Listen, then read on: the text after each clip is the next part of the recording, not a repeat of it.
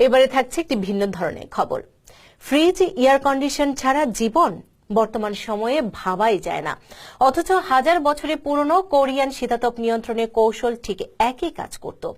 হাজার বছরের পুরনো সেই কৌশল আজও কিভাবে বাস্তবে প্রয়োগযোগ্য, সে বিষয়ে বিস্তারিত জানাচ্ছেন আবু নোমান।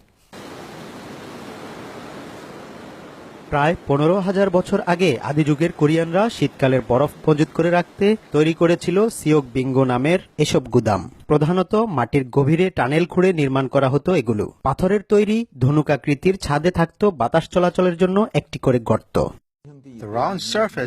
গোলাকার তলের কারণে নিষ্কাশন ব্যবস্থা ভালো ছিল, বাতাসও বাধাহীনভাবে চলাচল করতে পারত। গঠনগত কারণে দীর্ঘদিন সেখানে বরফ জমা থাকত। কখনো কখনো বরফ 6 মাসের বেশি জমা থাকত। এমনকি যখন গ্রীষ্মকালে তাপমাত্রা 32 ডিগ্রি সেলসিয়াস ছাড়িয়ে যেত, তখনও সিওক বিঙ্গোর ভেতরের তাপমাত্রা থাকত 11.5 ডিগ্রির নিচে।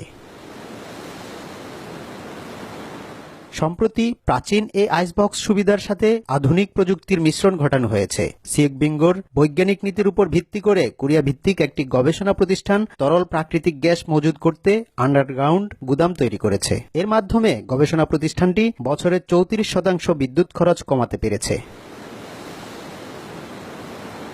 বর্তমানে যেসব এয়ার কন্ডিশনে পাখা ব্যবহার করা হয় না, সেগুলো সিওক বিঙ্গোর বায়ু প্রবাহ সিস্টেমের মতোই কাজ করে। আর তাই প্রাচীন ও বর্তমান প্রযুক্তি নিয়ে কাজ করা অনেক গবেষক মনে করেন জলবায়ু পরিবর্তন এবং জ্বালানি ব্যবহার কমানোর কৌশল আদি মানুষরাই আমাদের শিখিয়ে গেছেন।